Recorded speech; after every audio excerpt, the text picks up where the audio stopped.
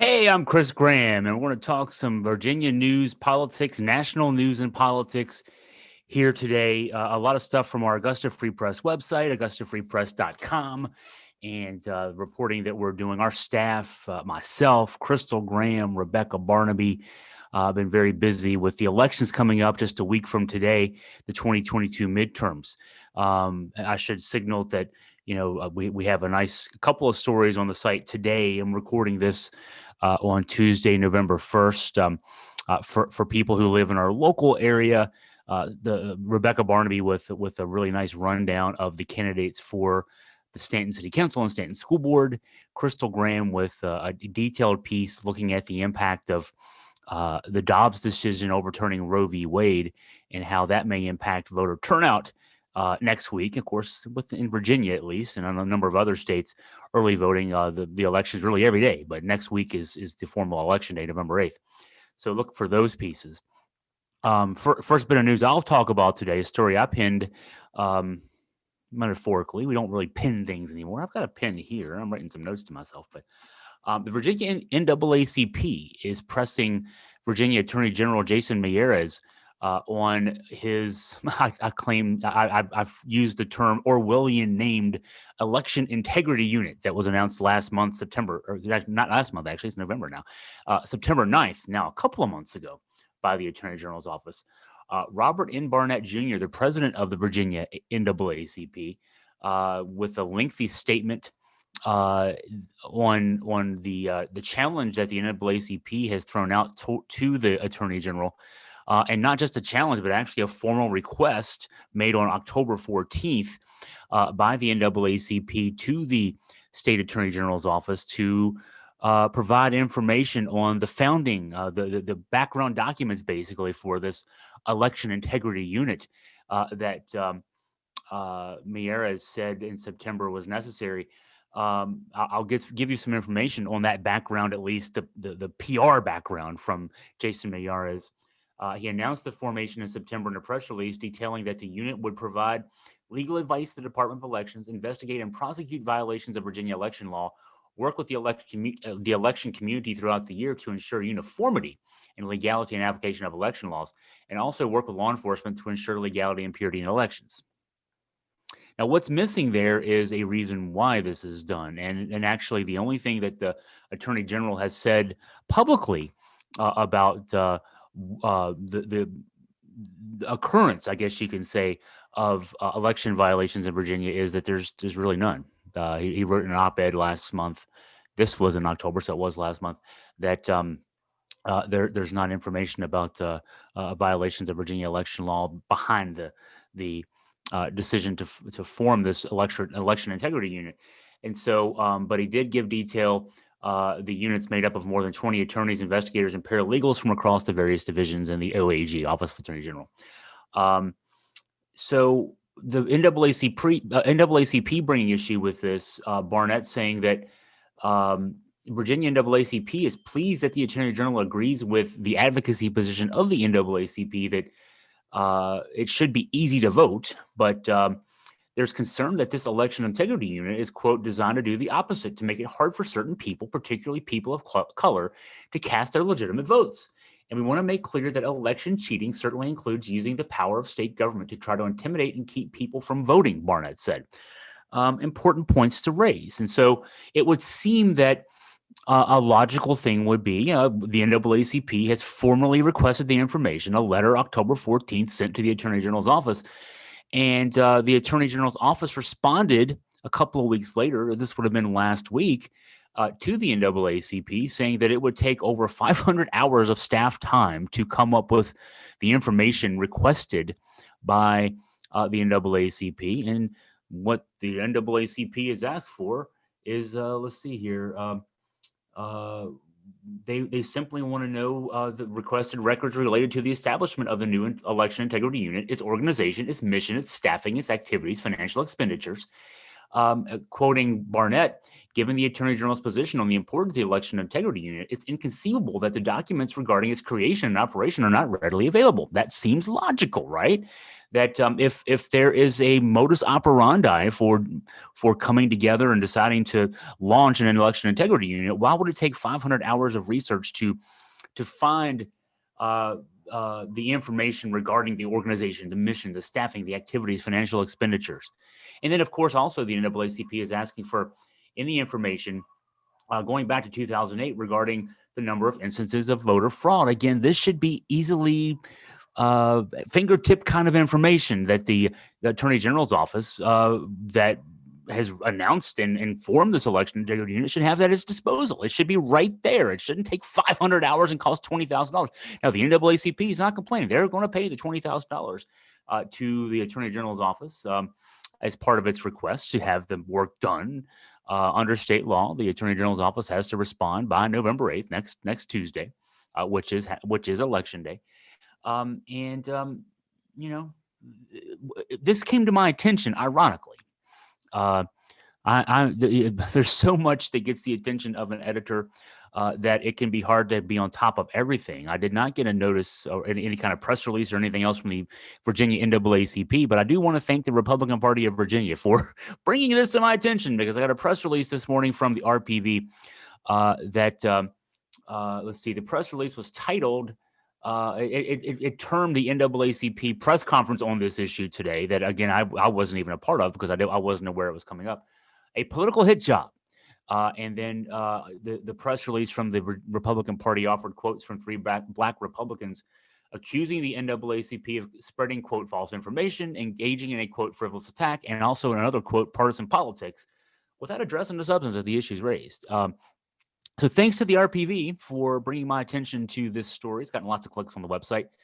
And yeah, we'll be certainly following up with the NAACP. We've now reached out and gotten on their side in terms of media lists, and we'll be apprised of what the NAACP is doing on this issue and other issues. But certainly with this one, with this Election Integrity Unit, we will be following up a lot between now and Election Day to just kind of find out what the latest is there, and why the Attorney General has launched this unit and what its mission is going to be, what it's going to do, and hopefully it's one of those things. The NAACP, Barnett, the president of the Virginia chapter here.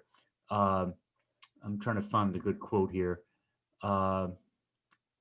He talked about using the power of state government to try to intimidate people to keep from voting. Hopefully that's not what's going to happen here. Hopefully, and it could be the kind of thing where, Jason Miyares is a Republican. He's appeasing his base by forming this unit, and, there probably won't be a lot of activity from it, but we got to keep our eyes on that situation. So we will here at AFP, along with, certainly we'll keep up with the NAACP, and what it has to say. So now we're going to go into the this has been a frustrating story to report on, the attack on the husband of House Speaker Nancy Pelosi in their San Francisco home, with her husband Paul Pelosi last week, and not just the details of that, which are disturbing.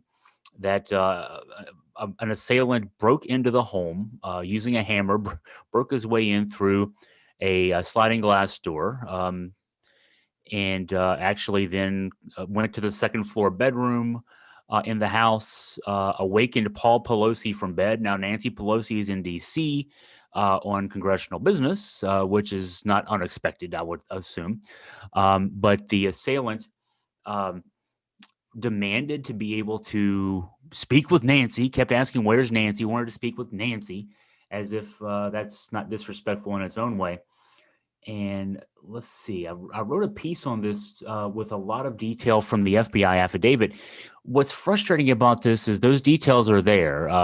Paul Pelosi is still in a hospital in San Francisco recovering from a fractured skull. He was hit in the head with the hammer that was used to break into the home, and suffered serious injuries. He's expected to make it, but he's 82 years old, and no matter what age you are, you're hitting the head with a hammer and you have a broken skull. That's going to cause, some serious health issues, medical issues that you would assume would take some time to recover from. But what's frustrating about, because that's frustrating in itself, what's really frustrating about this is the response of so many people on the right. I don't know that I've actually seen anybody on the right actually decry this attack. In fact, the party line response seems to be to not just not decry, but to deny the attack even happened, or to deny it happened the way the narrative is, which the narrative includes a lengthy FBI affidavit filed in the case, which has now been unsealed. But to claim that it was either the result of some sort of lover's quarrel between Paul Pelosi and the man who broke into his home and hit him in the head with a hammer and was demanding to see his wife, the House Speaker, and the joking, the taunts, the memes that have come up from so many on the right, leader positions on the right. It's been infuriating. It's been disgusting. It's vile. And just when you think that it can't get any lower, there's a new trench basically built in this story. Here's what happened. I just want to get this clear.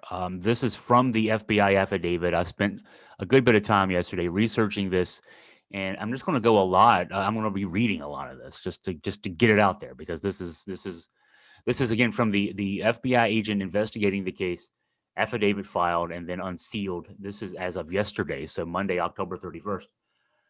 Pelosi was asleep when DePape came into Pelosi's bedroom. David DePape, I think that's the pronunciation of the name, 42 years old, the assailant in this case. When DePape came into Pelosi's bedroom and stated that he wanted to talk to, quote, Nancy. When Pelosi told him that Nancy was not there, DePape stated that he would sit and wait. Pelosi stated that his wife would not be home for several days. She's in Congress. She's the House Speaker. And then DePape reiterated that he would wait.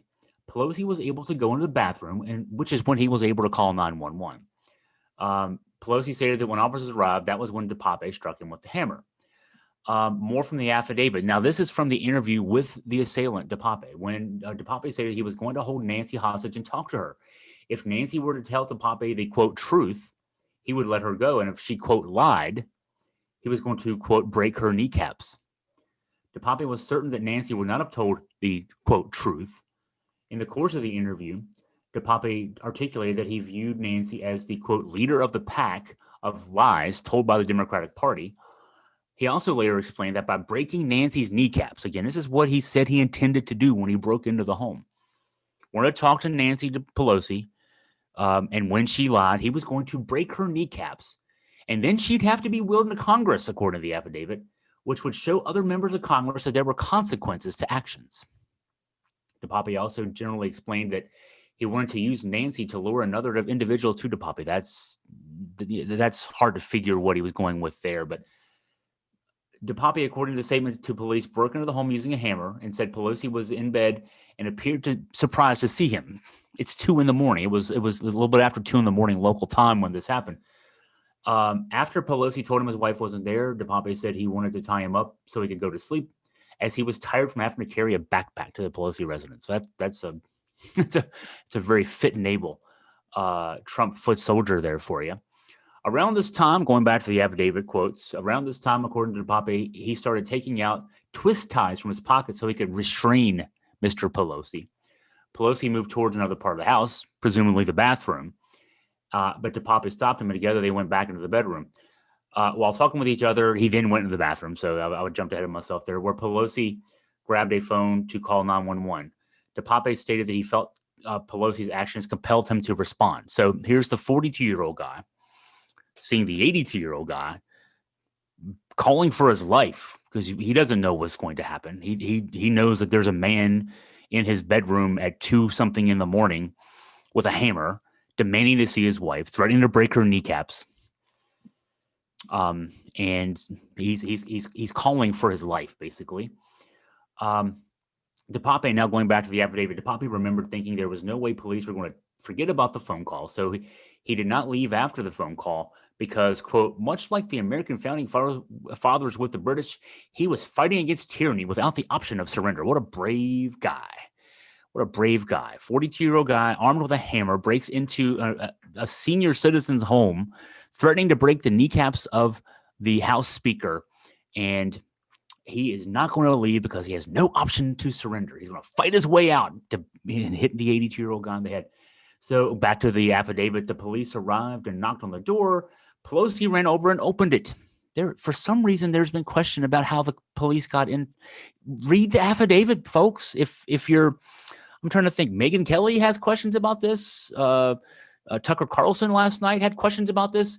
It's there. Read the affidavit. Then if you don't want to believe everything, you believe everything Donald Trump tells you, but you don't want to believe this, that's fine. But at least you could read it. You could know the detail. The questions are answered.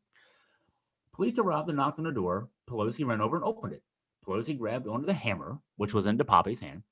At this point in the interview, DePape repeated that DePape did not plan to surrender, and he would go through Pelosi. Tough guy again. Tough guy.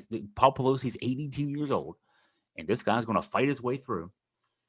DePape stated he pulled the hammer away from Pelosi, swung the hammer towards Pelosi. He explained that Pelosi's actions resulted in Pelosi, quote, taking the punishment instead. Tough guy. Tough guy. It was a politically motivated attack. There's nothing to this. In fact, if you're this DePape guy, what you got to be thinking, hey, I'm one of you, and now you're saying I'm some gay lover trying to break, have something to do with Paul Pelosi. No, I broke in to do this. This is what I did. This is why I did the things I did. I did it in your name, and now you're saying this about me. What's frustrating about this, of course, among many things, is okay. Those are the facts. These are pretty simple facts. It's not to say that this guy is obviously, especially when you read about his background, he's a guy with some mental health challenges, to say the least. Some, heated rhetoric can certainly impact someone negatively to a point where they act irrationally and do something like this. But then on the other side, he's a guy who found the Pelosi home and worked his way in, and so he's irrational, but he's not completely incapable because he did what he did. But just like there was a shooting a few years ago in D.C. Involving members of the House and Senate Republicans who were practicing baseball for the annual congressional baseball game, which I actually went to that year. I was in D.C. when this happened, and we were there for. My wife was working with a suicide prevention nonprofit, and it was their week to be lobbying members of Congress for legislation they support to help increase funding for suicide prevention efforts. And when this news came down, we were in D.C., and that week was the week of the congressional baseball game. We actually went to the baseball game, and it was a very well-attended game, and certainly a lot of positive energy there from both sides. That was a partisan Democrat who, a deranged man who took the dangerous rhetoric of the world and decided to shoot people. What is different about that particular situation and this one is Democratic leaders did not respond to that shooting by doubting the details of what happened. They did not post memes making fun of the victims in the shooting. They did not claim or allege that it was the result of some personal beef or sexual tryst of some sort that had gone awry. Democratic leaders were among the first to denounce the shooting and pledged to tone down the at that point incivil atmosphere that they and Republicans mutually had been creating at that time. It's only gotten worse, unfortunately, but that's one example of how to deal with how the dangerous rhetoric of our times can fuel the dangerous actions of people who are susceptible to engaging in that kind of activity. What we've seen from the likes of, you name the conservative commentator on TV, radio, or the internet, a number of elected Republican officials, former President Donald Trump, his son Donald Trump Jr., everyone else, they have been having fun with this somehow.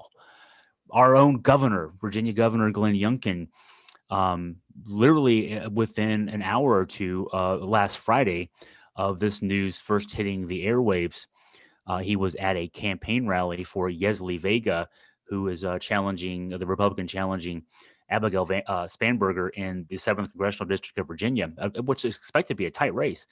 And Youngkin was campaigning for her, and he made light of the situation with Nancy Pelosi, and it's just horrible. I mean, Carrie Lake, the Arizona governor candidate, saying some similar things, having fun with the lack of security at the Pelosi home in San Francisco, to the uproarious laughter of the crowd. It's sickening. And if you're watching this and you're a Republican, hopefully you're sickened too. I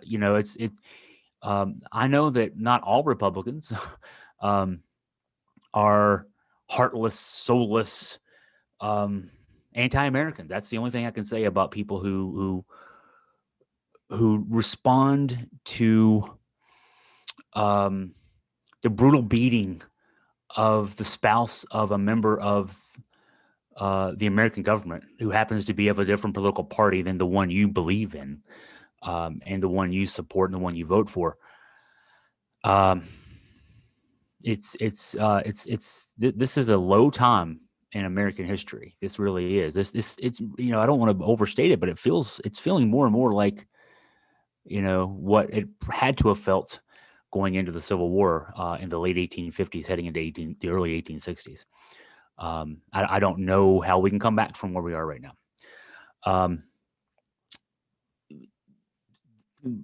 Transitioning from there, I wanted to talk a little bit about Elon Musk and his takeover of Twitter, which feeds into this. Elon Musk was among those who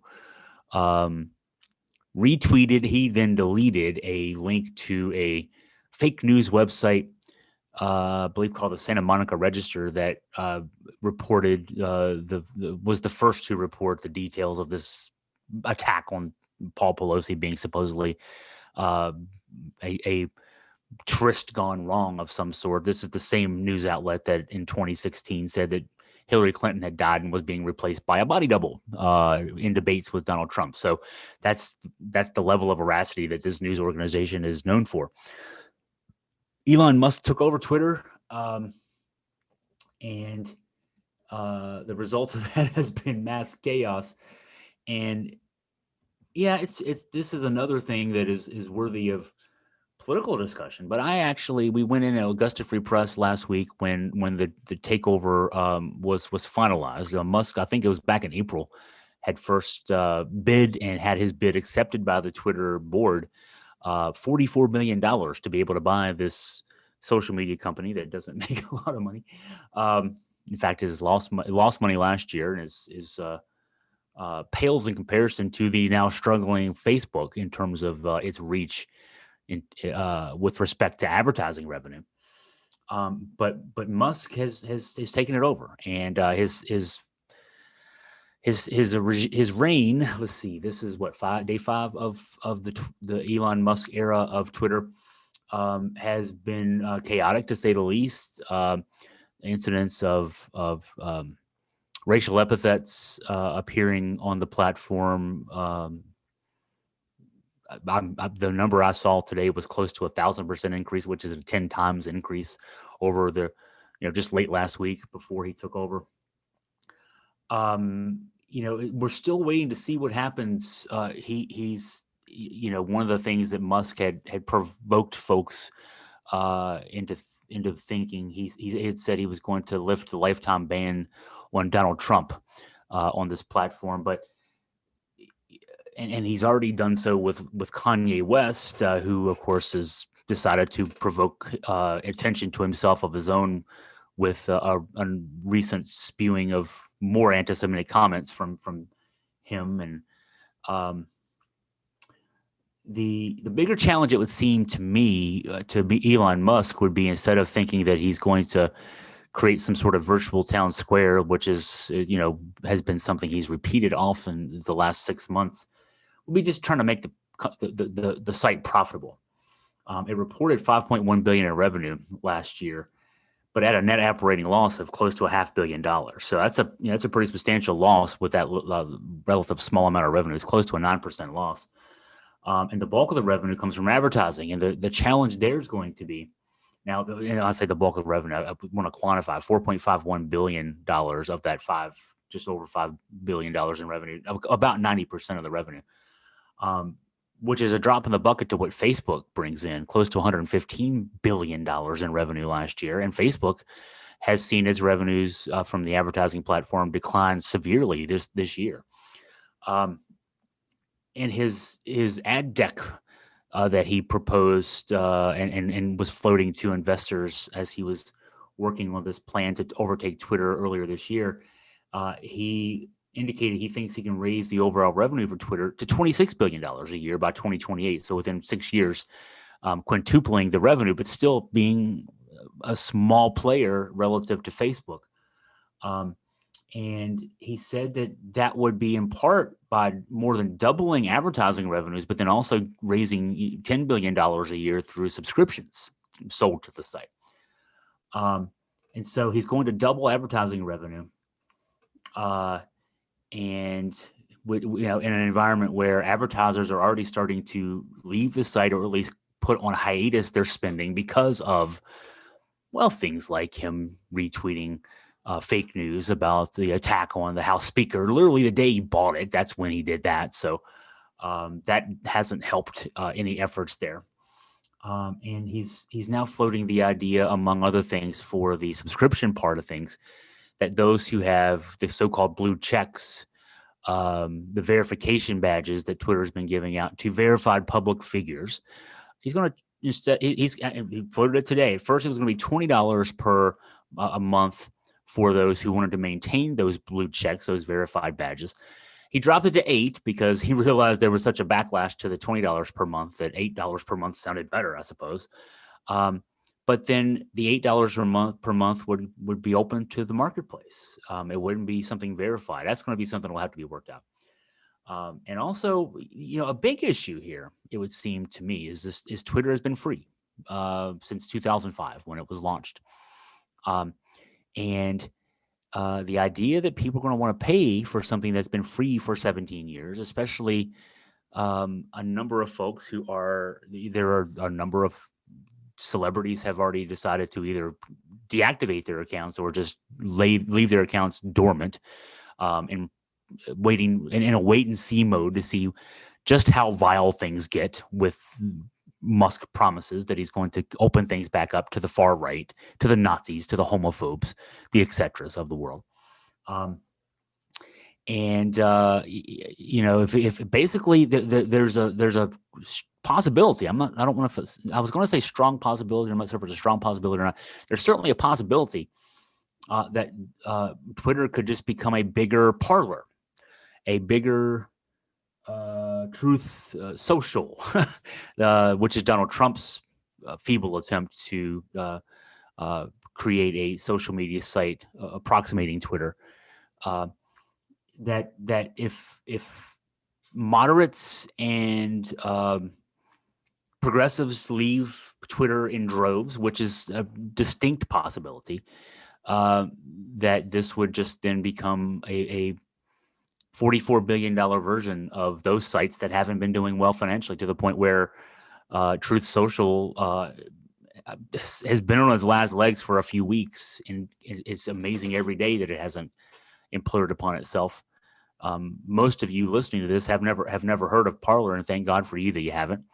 So if it's it's hard for me to imagine that Elon Musk spent $44 billion of other people's money. Admittedly, he's a paper billionaire. There's a lot of paper behind him, but the bulk of his wealth, the great bulk of his wealth, is tied up in Tesla stock, which has been tanking of late.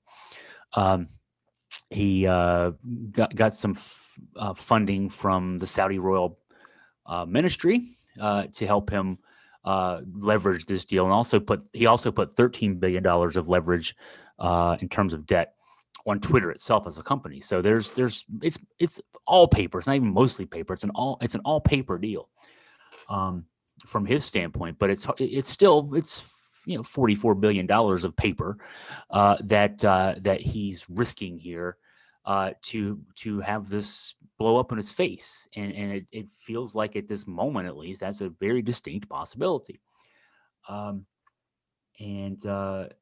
So, yeah, I was talking with someone the other day that is not a Twitter person and is barely a social media person, and said it means nothing to them one way or the other.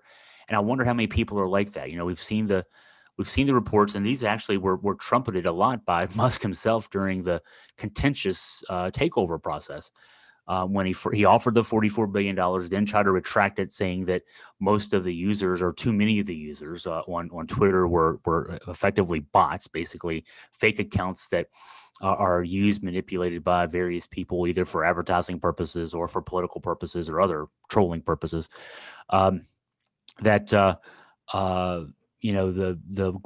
The great bulk, I want to say it was something like 90% of the posts were done by just a small percentage, less than 10% of the people who were on the site.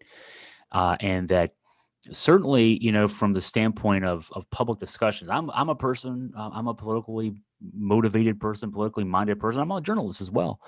I'm there for politics discussions and politics news, but also I'm there for cute dog videos. I'm there for amusement from time to time. This isn't the only site that offers that. Facebook has had its run, and it seems to be in decline now. But there's that alternative. Who's to say that there's not going to be something else that could pop up in the wake of the declines of Facebook and the pending decline of Twitter?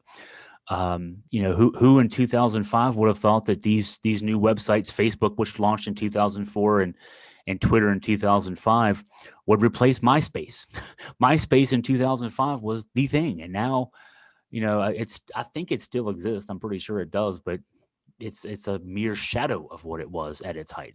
Things come and go, and they come and go for a reason. And I think with Facebook, the reason is that the decision by Mark Zuckerberg to invest in the metaverse, which will, if it ever pays off, is a 15 or 20 year payoff away.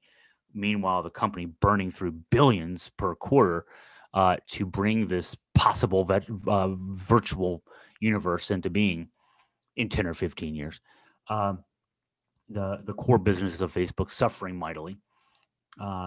Twitter, which is a house of cards built upon itself from a tech standpoint, from a development standpoint, is not as essentially what it is you can argue that whether it's the name Twitter, the name Facebook, the name Parler, the name MySpace, we have discovered as a species that we like the ability to communicate with each other electronically, and it's as to the name and the application that we use, that's up for the market to decide. And I don't know that we're going to see the ones we see currently dominating the market in, say, 10 years. And that's to the good of society if it ends up costing people like Mark Zuckerberg and Elon Musk, who get a little too close to the sun, their lofty perch.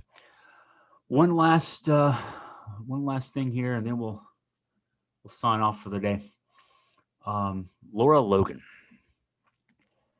is an interesting person that I had not thought of, to be honest. The more I think about it, I had heard the name Lara Logan, and I think I vaguely knew of her role in the shoddy reporting on 60 Minutes about the Benghazi attack. But it was a couple of weeks ago when her name came back up.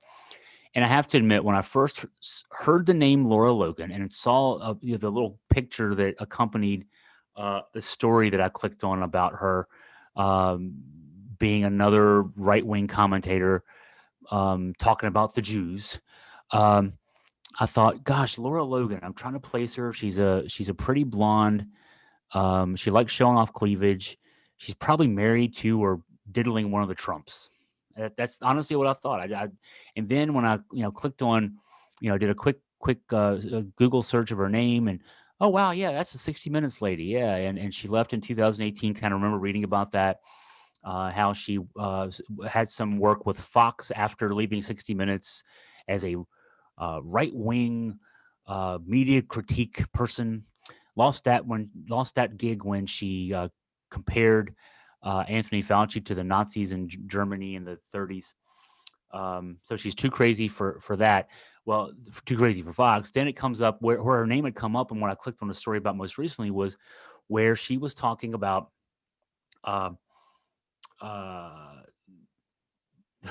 basically spouting off QAnon conspiracy theories on Newsmax, which is, crazy person's Fox. And we're talking with Eric Bolling, another one of their conspiracy theory hosts, and Newsmax decided to distance themselves from her. She was talking in that interview about how the global elites, very thinly veiled reference to Democratic elites and Jewish elites, like to dine on the blood of children, repeating a QAnon theory that, of course, is itself a perversion of the anti-Semitic theories that date back, hundreds of years, about satanic cults within the Judaism, that the elites of the religion who dine on the blood of children. And the QAnon update, I think this might be the QAnon update. It's probably something from the past tropes as well, are that the elites like to feast on the blood of children because somehow it makes them younger. So, so then Newsmax distanced itself from her. I mean, she's too crazy for Newsmax now. She's continuing to do these interviews. But when I did the research on her, I'm thinking, I'm looking at a picture of her right now on my computer screen as I'm looking at some notes here. I'm thinking, she's like mid-30s. But again, when I didn't place that she was the lady who'd been the reporter on 60 Minutes for quite a while, mid-30s, she's showing off skin. She's, looking for a good time, etc. She's 51 years old.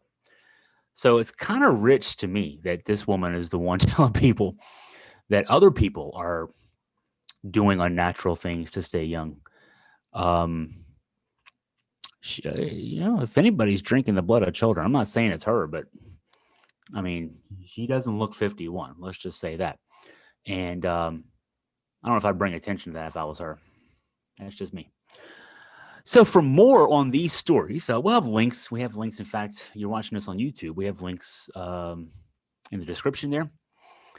And for our coverage of the substantive issues. Honestly, I think that, boy, you got to report on the crazy stuff too, because we can't, to me, honest people can't ignore the, I'm trying to think of a good word. I don't want to just use common words, but the hard-heartedness, nonsense comes to play.